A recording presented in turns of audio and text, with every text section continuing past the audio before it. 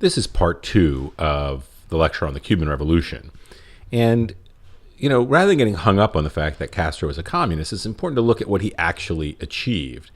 And in the 1960s and into the 1970s, it was really the heyday of the revolution. It's a tremendous amount of success. Now, you do have to point out there's no democracy in Cuba, but there's very little democracy elsewhere in Latin America at this time as well.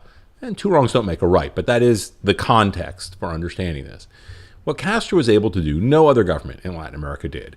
He dramatically increased health benefits for everyone. The Cuban medical system became one of the best in the world. There was universal education, so literacy went through the roof, close to 100%. An agrarian reform, but there wasn't a lot of private ownership. It was more collective farms. And there was a tremendous amount of success in incorporating women, into the workforce. And women were treated technically, legally as equals. In fact, not always as equals, but women had legal protections in Cuba far beyond anything in almost any country in the world, certainly in Latin America.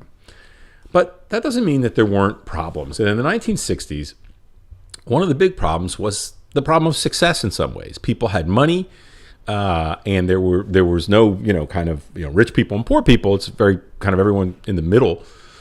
And so there weren't a lot of goods to buy. There was a lot of rationing. In other words, the government, to make sure that everyone had a bare minimum, didn't always have enough. And so people had money without things to buy. And so even though many services were free, healthcare, education, that sort of thing, people felt they wanted more. And, there's a exile community in Miami, and relatives, are in a capitalist society, and if they're successful, they can get more. And this becomes a bit of a problem, particularly as Cubans get a little older.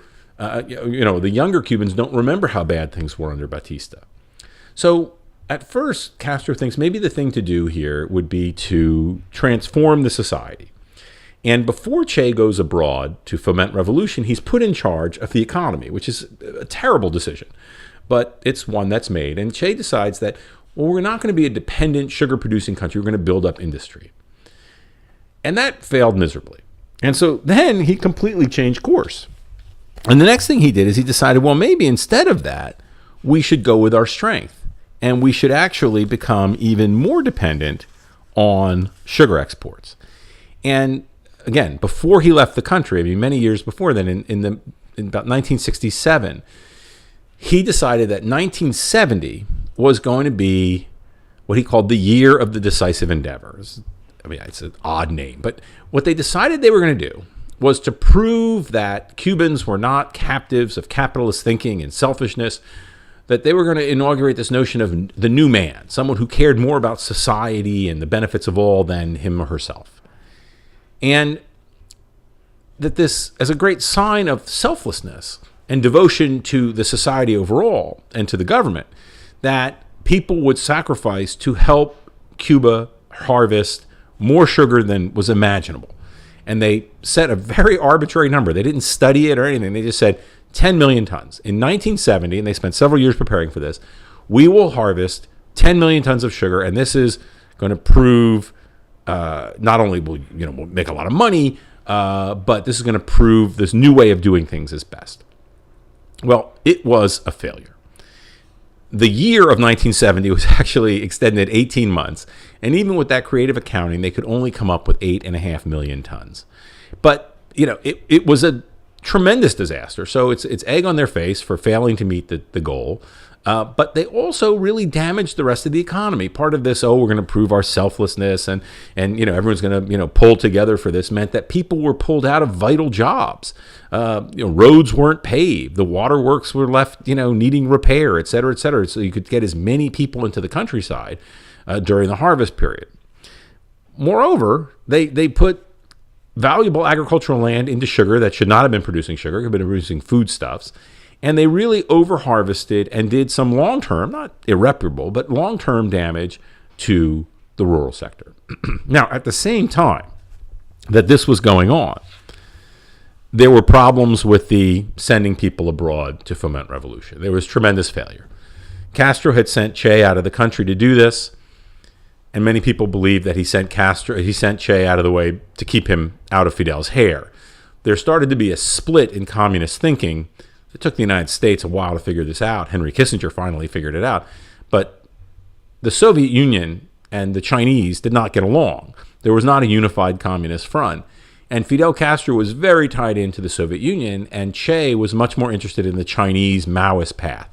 And as this became a problem for Fidel, he decided that Che should go to South America to foment revolution. And Che was in fact murdered by or killed in battle by the U.S. trained special forces in Bolivia. Now, those special forces had training specifically to combat the guerrilla type movement, the guerrilla focos that Fidel and Che had used in the 1950s. Many people on the left believe that Castro himself, somehow through diplomatic channels, tipped off the CIA or the Bolivians to Che's whereabouts and wanted him out of the way. There's no evidence of that. It's just a kind of how people argue about these things. But the point is that Castro had no success abroad, and that, along with the failure a couple years later in 1970-71, led him to change course. By the 1970s, lots of younger Cubans who had never experienced the pre-Castro era were fed up. They didn't like shortages, they didn't like lines, they didn't like rationing. Moreover, every few years, significant numbers of people would flee to the United States. And there were connections. People could communicate, and they heard that, life was better in Miami and this sort of thing. So there's a lot of anxiety. Moreover, and this is a little bit like what went on in Mexico when Cardenas nationalized the railroads and nationalized the oil industry. It's great when it happens, but then you settle into the fact that the government, the regime, is your boss. So if you're unhappy with work, you're unhappy with the state. And so it's not like a revolution's bubbling up, but there's just not a lot of joy. And so Castro decided that he was going to open society a little bit. Now, he was a thoroughgoing communist who really believed that there should not be any religion. In Cuba, they really take on the church. And they had also taken on Afro-Cuban cults, this kind of syncretic religion, part African, part Christianity. That had been squashed by the regime in the 60s, and they started to open that up. They put a tremendous amount of emphasis on creating more equality for women. They literally create a series of laws that allow a woman to call the authorities if her husband or partner is not caring for the children, doing the dishes, doing his share at home. And they create a series of movies to show this. Now, who knows how many times that was done, but it's an authoritarian regime basically telling families that they have to share the work equally. One thing on the cultural front, the Castro regime was viciously homophobic, and if you were gay, you became a political prisoner. So gay rights, were completely non-existent. Now, there weren't a lot of gay rights anywhere in the world in the 1970s, but the Cuban regime was pretty repressive to gay men, lesbians, the LGBT community. Castro did try to improve his image a bit by reaching out to something called the non-aligned movement.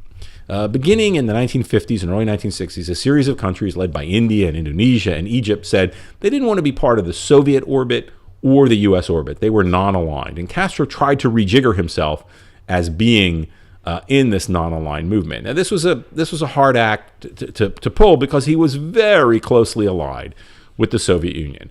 Something is not on the slide. In 1968, when Soviet tanks crushed an uprising in Prague, the Prague Summer, Castro openly endorsed it. I mean, these are rebels taking on the imperialist power, and Castro sides with the imperialist power. And when the Soviets in 1978 invaded Afghanistan, Castro endorsed that as well. He was receiving in 1970s dollars, which is, $1 million in 1970s, a lot more than is today. He was receiving $9 million a day in Soviet aid. That's just in money. He also got kind of indirect aid. The Soviets bought every last pound of Cuban sugar at above market prices. And if if sugar prices ever went up, Cuba could sell it on the spot market and make even more money. Cuba also sent troops to fight along with a Marxist insurgency in Angola. So even though Castro tried to refashion himself as being, a little bit more open-minded in this non-aligned movement, he in fact was very, very much a client of the Soviet Union, which led to a bit of a problem because the Soviet Union eventually fell, and that left Cuba very, very vulnerable. In 1991 and 92, Cuba lost its patron. The Soviet Union ceases to exist, so where's he going to go? So Castro tries to soften his relations with Western Europe and Canada, and they do have diplomatic relations, and there is foreign investment in Cuba. But the United States remains hostile, and I think this hostility is best understood in terms of the U.S. Electoral College.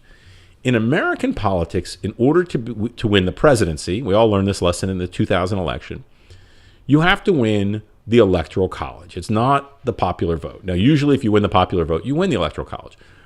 But George W. Bush won the Electoral College while losing the popular vote. And the state he won was Florida. And, there's debates about that, but, legally he technically won Florida. It has the fourth highest number of electors behind California, Texas, and New York. In fact, I think that it's about to overtake New York.